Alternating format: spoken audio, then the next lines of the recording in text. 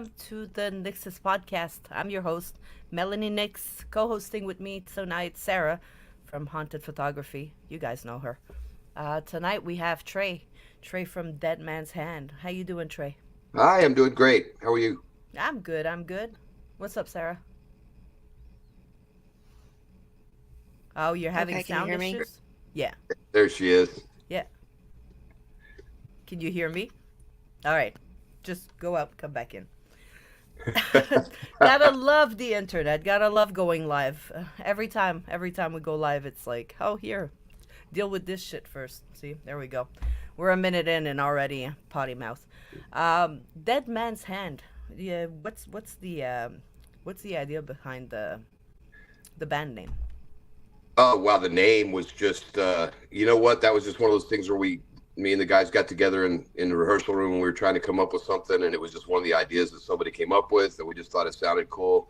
It kind of ties into the Wild Bill Hickok legend that supposedly when he was killed, he was playing poker and the hand he was holding at the time they called it a dead man's hand. We just thought it sounded cool.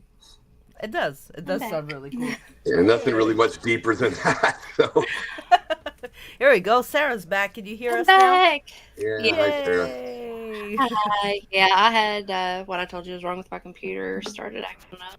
Super fun. Love technology. Fucking love it. How'd you start in music, Trey? Where was the moment where music really influenced you? Oh wow, that's hard. I started off playing. I took violin lessons when I was a little kid, and then when I got a little older, like I don't know, late junior high, early high school, and playing violin was really not cool.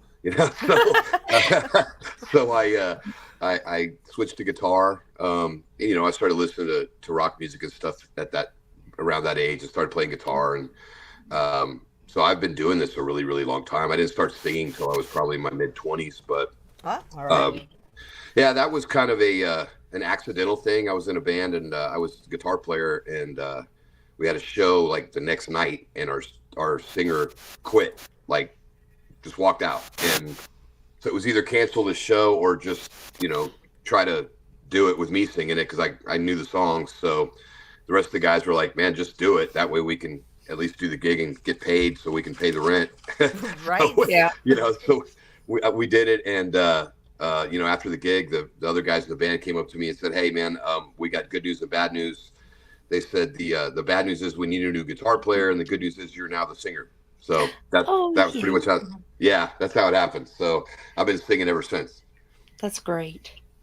Well, that's always nice to have a little, change, and it's A not like you moment. can't go back to your guitar ever if you wanted to. Oh yeah, I mean I still play guitar now. But, I play guitar in Dead Man's Hand, but I'm primarily the singer. I've got. I'm not. I'll put it this way: I'm not the world's greatest guitar player, so I try to surround myself with guys that are. Always surround yourself with people that are better than you. That's what I Yeah, try to do because that's how you absolutely. learn. That's how you learn. Yes. That has been my motto for many, many, many years, and I've done that in pretty much every band I've ever been in. So it works well. There you go. Sarah, you got any questions for Trey?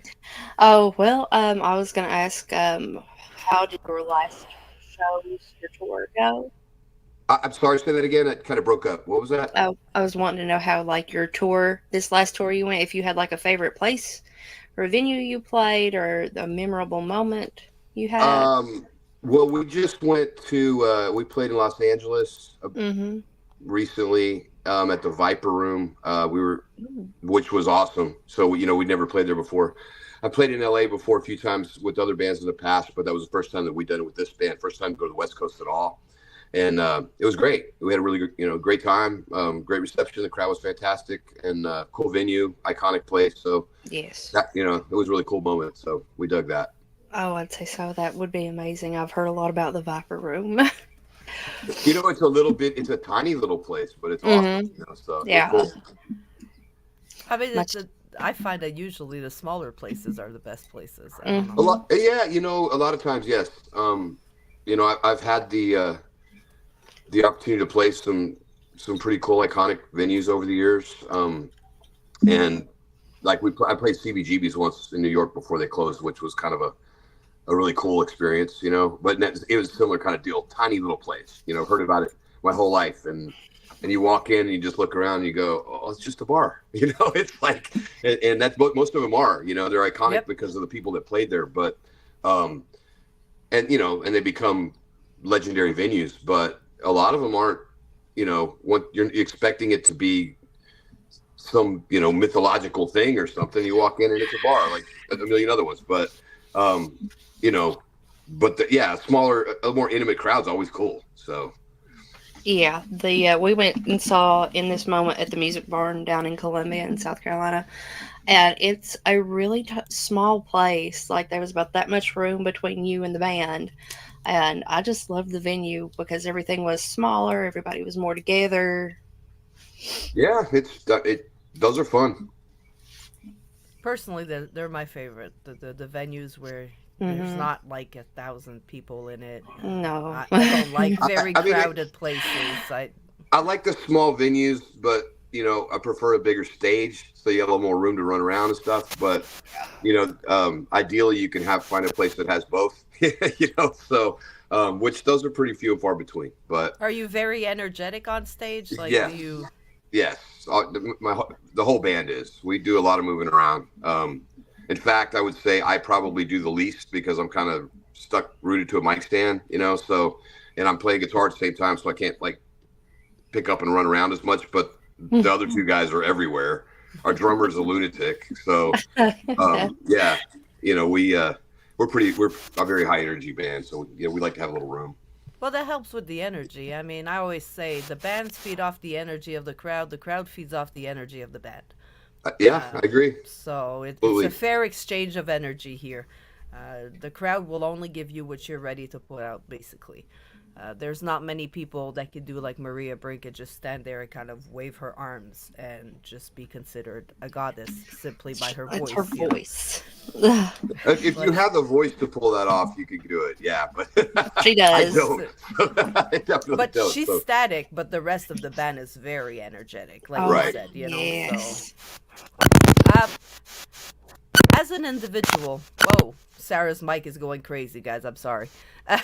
As an individual, how would you define success Oh wow.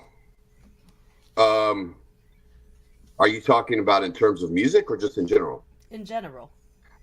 I think success is leaving your mark on the world and being happy, whatever that may be. It's not a financial thing. It's um, you know, you want to. I think everybody wants to do something that they'll be remembered for. You know, after they're Mm-hmm. gone, and that can be there's a million. That can be just raising your kids right. You know, but something to leave their mark and be happy. That's it.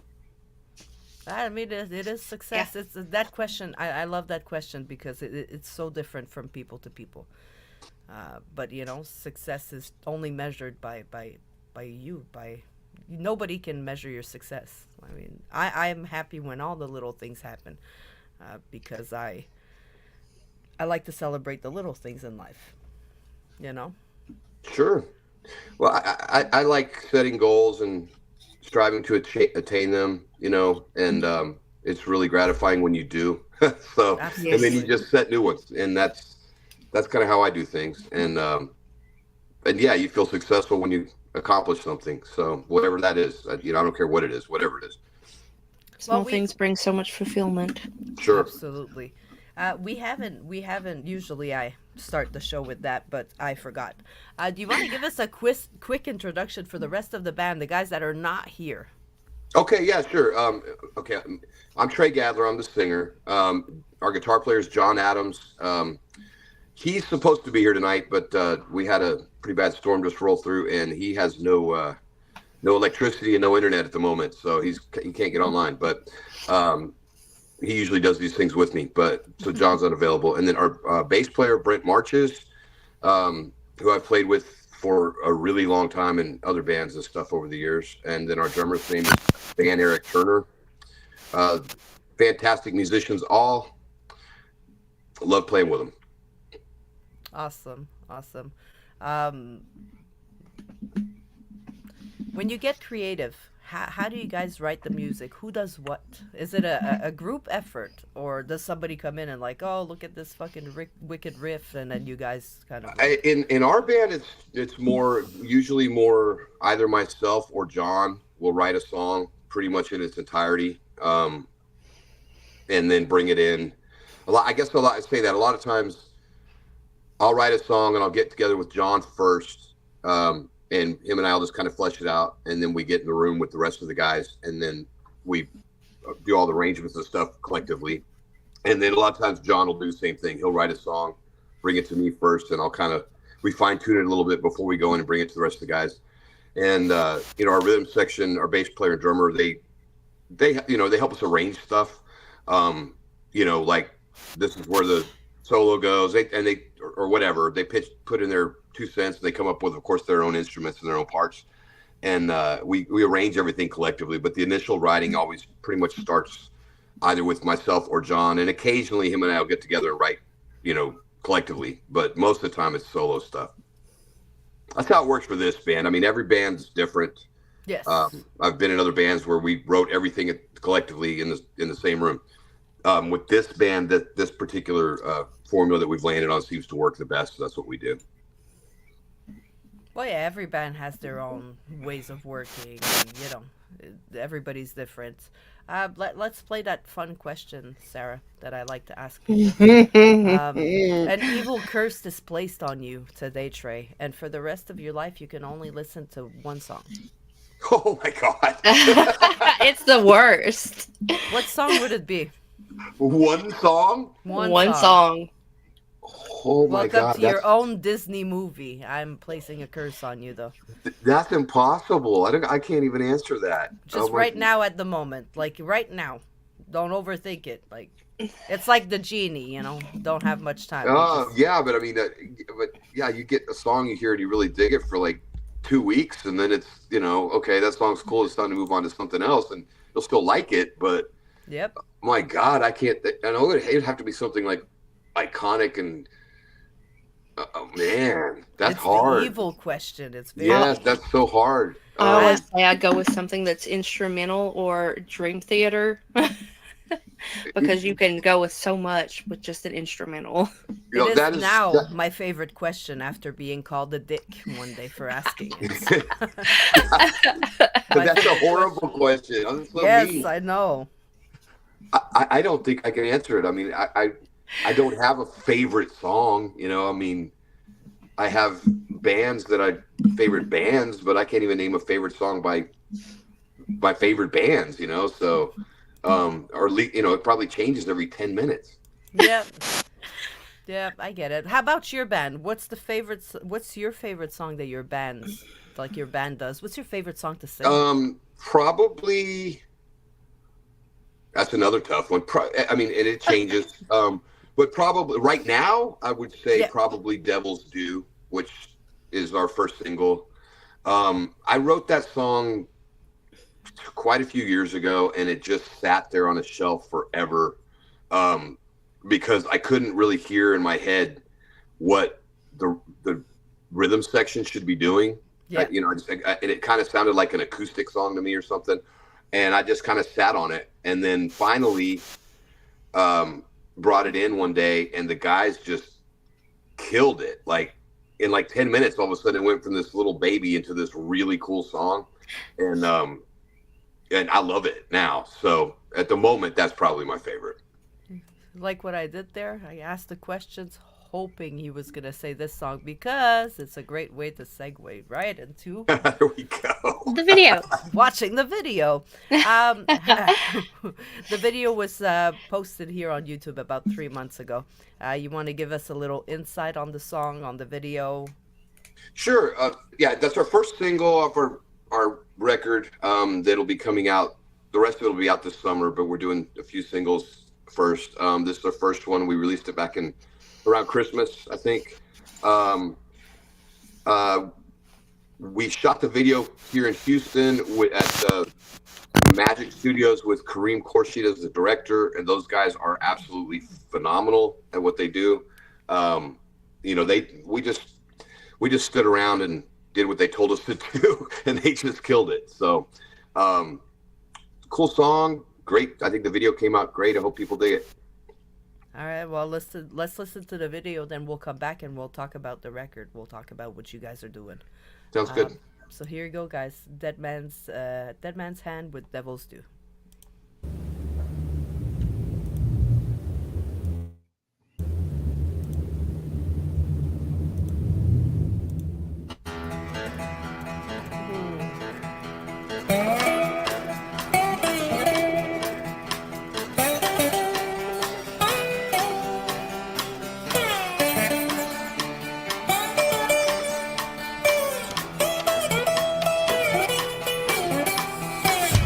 Riding a shotgun on my shoulder, angel sitting on the other side.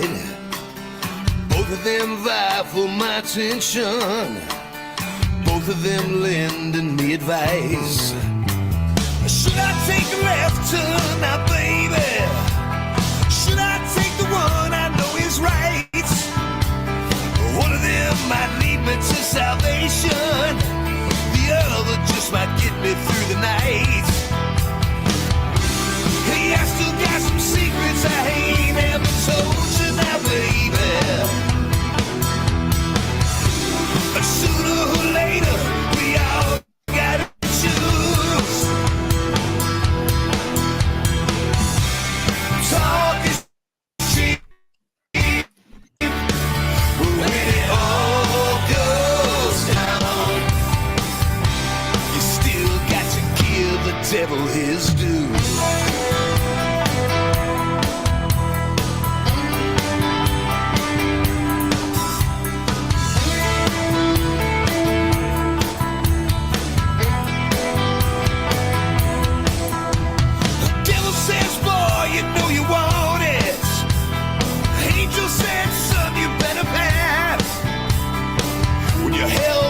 Self-destruction, you know it's hard to take your foot off the gas. That wind is blowing cold outside my window, singing me a sad, lonesome tale of loneliness and desperation, and lovers' dreams shot to hell. But I still got some secrets I ain't never told you now, baby. Sooner or later, we all gotta choose. Talk is cheap when it all goes down. You still got to give the devil his due.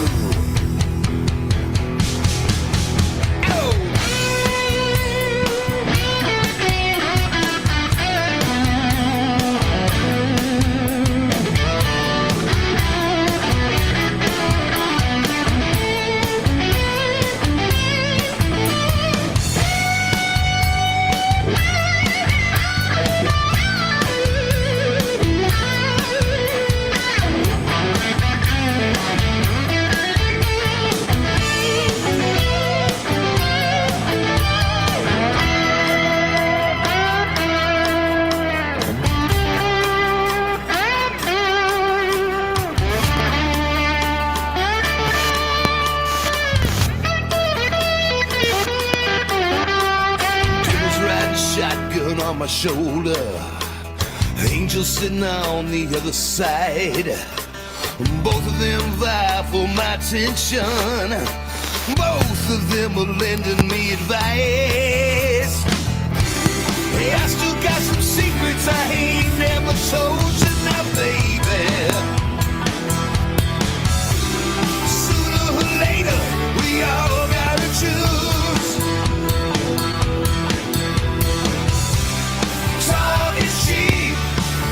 When it all goes down, you still got to give the devil his due. Still got to give the devil his due.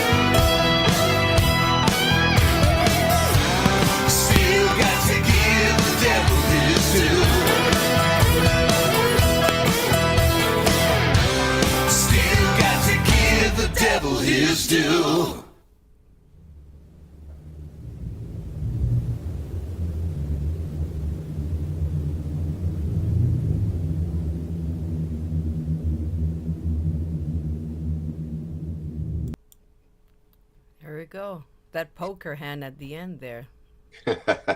Dead man's hand. hand. Yes, yes, I caught on to that one. Ah, that guitar there that we see at the beginning, that yours? Yeah, yeah, that's Ooh, my. what a beauty. Thank you, thank you. That was I've had that thing for a really, really long time, and there was a director's idea to use it in the video just because it looks so cool. So It you know, does. I'm glad we did it. It does. It's fucking beautiful. I mean, it's really beautiful. The video. Is that all people that you guys know? It's all people from around you? Yeah, that's the you know, all the guys in the band are in it. You know, and then when we're playing poker and stuff, there's we had a few other friends that came in, and friends of ours. Our bartender is a friend of ours, Amanda. She's just a friend that we know locally that she had looked the part that we're looking for. So we asked her to come in, and she was gracious enough to do it. Dale Rasco is a local musician, guitar player, like just incredible guitar player.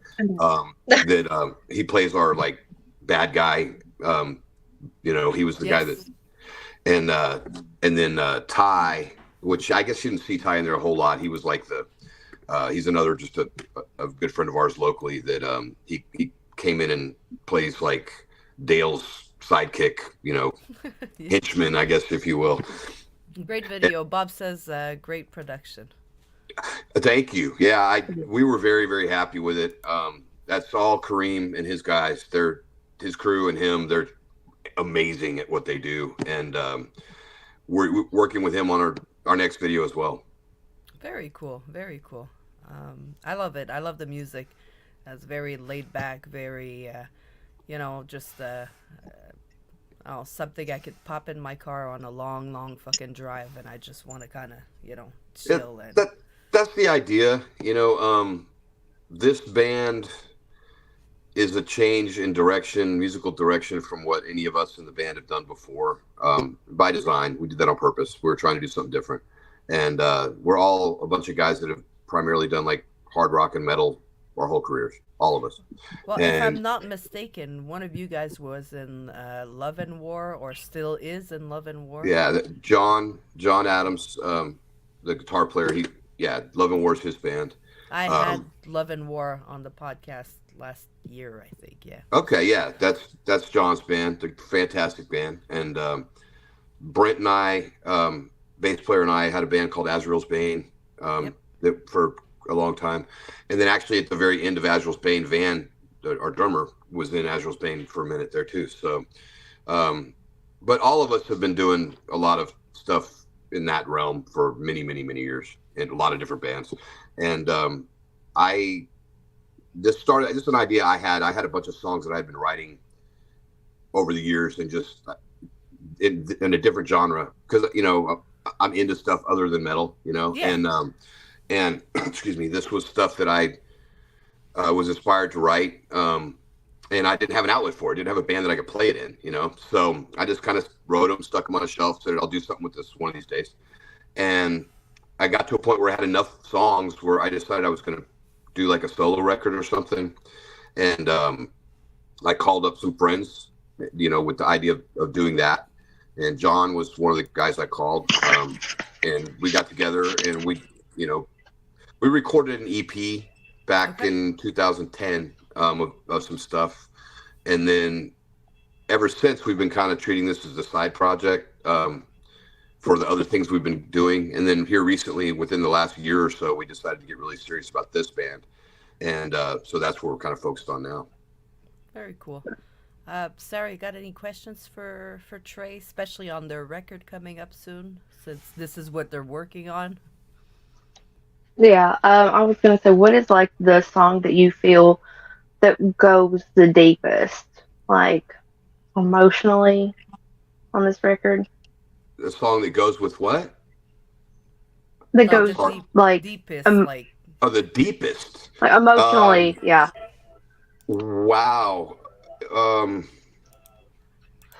Probably the one we just listened to. That song's pretty dark, and it talks about about lyrically, it's about trying to make the right choices in life and the consequences when you don't, and temptation. all that kind of stuff, resisting it and all that. You know, the opening line says the devil's riding shotgun on my shoulder and there's an angel sitting on the other side. I know we've all heard that saying before, and that's what that song's all about. It's probably that one, but this record has a lot of story songs on it. I really like writing lyrics that tell a story, and so we have quite a few of those. And then we've got some stuff that's a little, you know, grittier and deeper, like this one. But probably the song we just listened to is probably the deepest as far as the lyric goes, I would think. Okay, yeah, because not having heard any of the other stuff so far, you know, I just wanted to kind of get that insight, and Yeah, I mean, I like knowing that kind of stuff. The next single we're putting out is a song that John wrote. It's called Bobblehead Jesus, which is like the best title for a song ever, I think. But it's a story song, you know, so it's a cool story, but it's just a story song, and but the title's amazing. So, and the video's gonna be. I love that title so much. Yeah, the video is going to be. I think it's gonna. I haven't seen it yet. We're actually supposed to go in on Tuesday and view it for the first cut of it. Oh, nice. So I'll, you know, and we're planning on releasing it by the end of the month. So, you Yay. know, yeah, I'm excited. You know, we spent a couple of days shooting it, and it should be really cool. So I'm looking forward to it. How funny would it be if y'all released it on Easter? Yeah, with that title, no kidding. Yeah. Would be great. Would be great for sure. It would be. Let's see. There's a lot of people that are starting in the music industry, indie bands that watch the podcast, that talk with me. Do you have any advice for them? You know, it's okay. These days the music industry is so hard to navigate because it's hard to make money in it. You know, it used to be you could so nowadays you're basically a traveling t-shirt salesman, you know, in terms of making any money. So I tell people, look, if you're doing this for the money, don't, you know, but if you do it because you love it, then stick to that and just do what you love. I mean, you can make a living playing music if you're interested in going out playing covers or doing a tribute band or something like that. You can get paid well enough to do it. Ain't that crazy though? Yes, I'm not. Tribute bands and cover bands get paid more than original bands. I'm not crazy about that you know, that shift in popular music, but because it stifles creativity and it kills original music, you know. So, but you know, so it depends on what your reasons are for doing it. You know, if you do it because you love it, then make sure whatever you're doing, you love it. Because at the end of the day, it's a lot of work with you don't get a whole lot of, you know, reward for it. I mean, certainly not financially anyway. You get personal gratification for sure. But so make sure whatever you do, make sure you absolutely love what you're doing. Don't compromise on that. Absolutely. My brother-in-law is in 2 cover bands, and he fully enjoys it. There's not a lot of money to be made doing it, but he has an Axl Rose cover band, and they're about to play at a stadium to 1,000 people. He's like, I never would have seen this.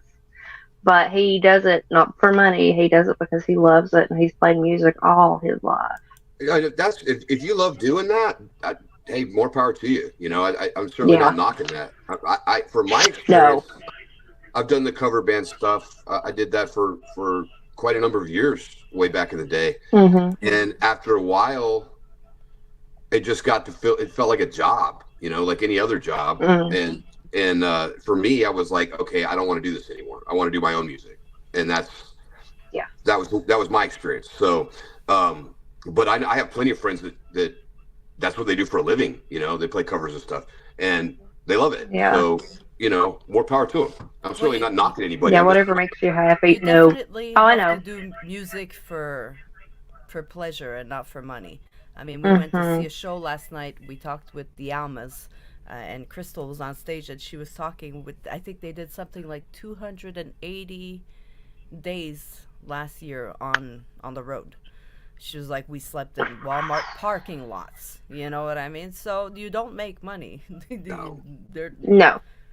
they love it. They love what the fuck they're doing. That's why they're doing it. But that's Yeah.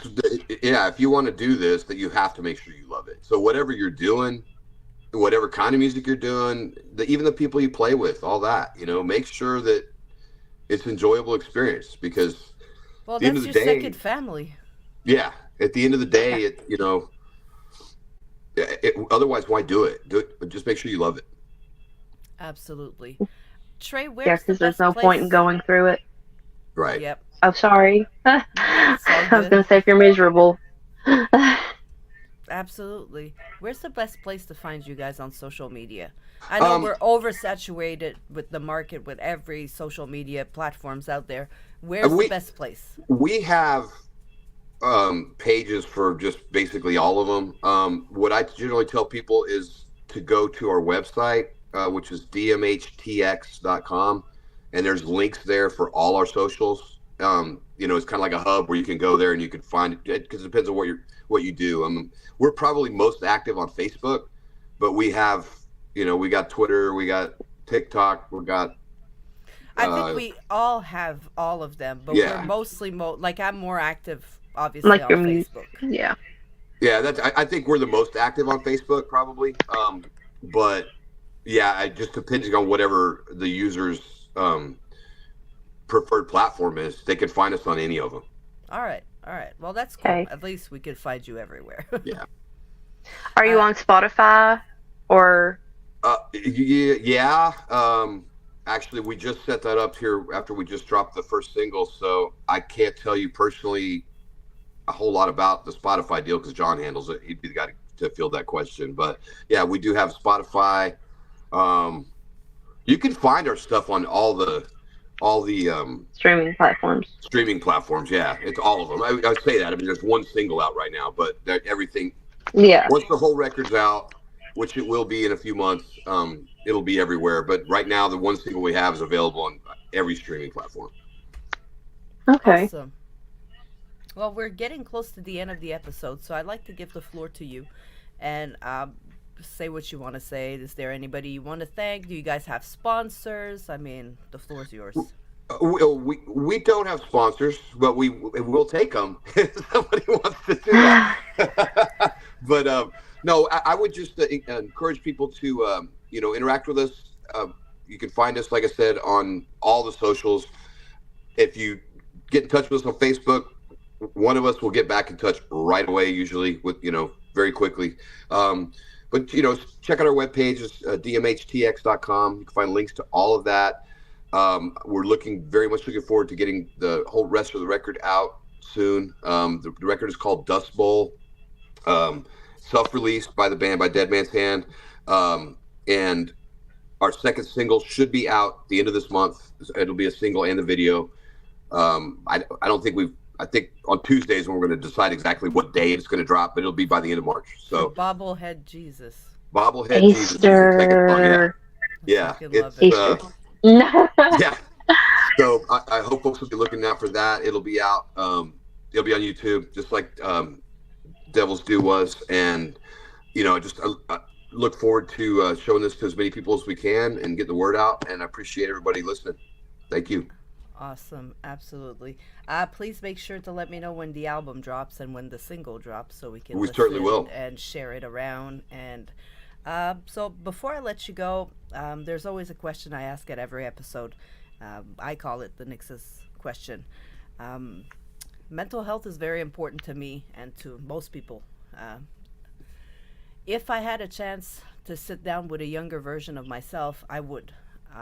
Just to help her out, just to, kind of give her a kick in the ass. What would you tell yourself if you had a chance? At any age, like if you had a chance to sit with little Trey, like what would you tell Wow. him? Well, I mean, there's a ton of things that I'm sure we all have regrets and things that we wish we done differently. Most of those are not things that I really want to share publicly, but decisions I've made in my past that I wish that I had not. I will say I would have told my 16-year-old self not to start smoking, because that's been something I've been trying to kick for 30 years. and I wish I'd have gone to college, and my youngest son's in college right now and having the time of his life, and I really kind of regret not doing that, just having that experience. But and then there's a whole lot of personal stuff that I would definitely tell younger me, but that's the kind of stuff that That we're not gonna tell everybody. yeah, I don't want to share with the world. And that's fine. That's fine. Thank you so much, Trey, for taking the invitation to come and sit with us tonight. I hope the weather gets better for you. Oh, thank you. I'm sorry about the mix-up we had getting in earlier, but I thank you for having me. I appreciate it. Thank you so Car much. issues, weather issues, computer issues. I mean, we had all the issues and we still got it done. So It's been a day. exactly. Before I let everybody go, I would like to let everybody know that most people know that I will be at the Vet Fest this year here in North Carolina at the Rooster. What I want to tell you guys is that I will have 2 tickets to give away. So stay tuned. I'll have all the details soon. So you guys can come and join me at the festival. So Trey, thank you again for being here. Sarah, the best co-host that I could ask Thank for. you so much. Thank Oh, you, you're the best. both of you. Thank you very much. Appreciate it. Y'all have a good Oh, night, thank you guys. for coming on. Right? Guys that were here tonight. Bob, Zombie Man, thank you for being here. Amanda, always. Andy, always. Alan. Alan. And yeah. So thank you guys. Have a good night. Thank you. Good night. All right. Good night. Bye.